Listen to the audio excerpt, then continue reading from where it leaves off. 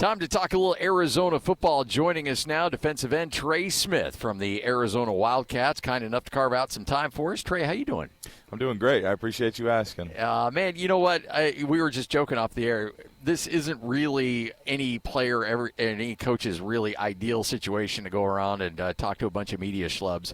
But it is a chance to talk about your program and talk about your team and your teammates and what you've got building there. Fun team last year. Expectations now.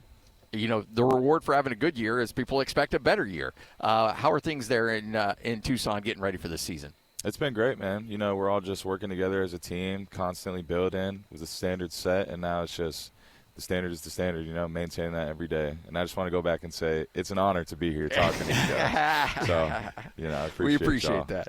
I saw that you had a season-ending injury pretty early last year. Yes, sir. How are you doing? How's your health?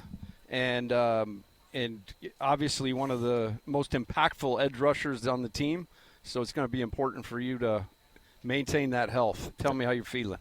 I'm doing great. I'm back in everything and feeling great, man. Stronger than I've ever been, faster than I've ever been, so I'm ready to go. And I would say it's all divine timing, you know. Always. The Lord has a plan for all of us, so. Cool. I like that. The Cats, you know, they've had an interesting run the last few years. And me being – and I grew up in Phoenix, as I said, so I went to ASU, but I still, you know, I follow both teams and all that stuff. And, you know, we know Jet Fish was there, had a good season, and Brandon comes down from where you were, San Jose. Yes, sir. And first year not so good, and then last year a big surprise. And my thought, and really this applies for both of the schools in my home state, is you got to find a way to be consistent. Now, you guys won 10 games last year, right? And you got Fafita back, so expectations are high.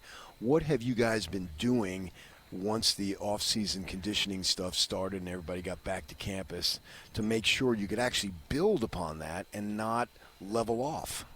I would say the most important thing, right, is to learn from last year and learn from previous years, but don't let that get to your head because that's not who we are. We're not that team anymore, you know. All the pieces are different players. I would like to say – I was going to say the standard's the same, but it's not really because we're always looking to be better. Yeah.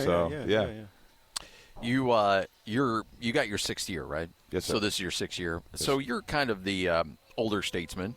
Do you enjoy that role of being kind of like the veteran leader, the guy that takes guys under your wing and kind of shows them the ropes? Yeah, I feel like – so honestly, that's an interesting question you asked because I just kind of found that answer within myself this year.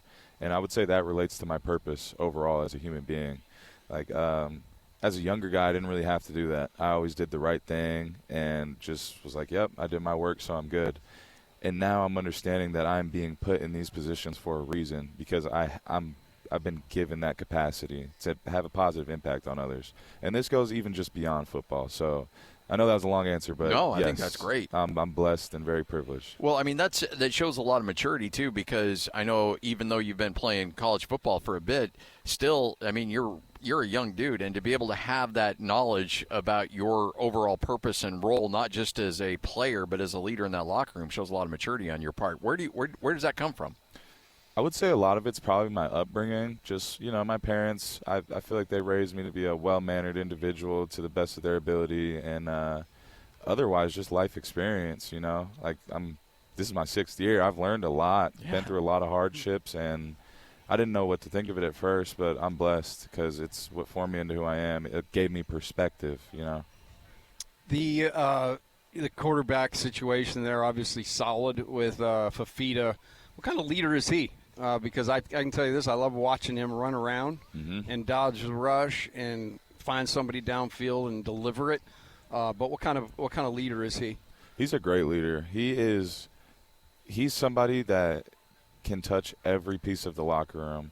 And this is my favorite thing that I look for in people. It's because of his heart and who he is as a human. Like, we all know he's a dog, right? Mm-hmm. Everybody knows that. But he is such a great guy, and he knows how to talk to people. He knows how to get guys going the right way. So I think that's the biggest thing about him. Since you've been in college for a while, what have you been studying? I assume that maybe even this year might be taking some advanced work. Not this year, actually. So I got my degree last year in interdisciplinary studies with sports and society emphasis. I reclassified my major this year just to really focus on ball and lock in for this last year.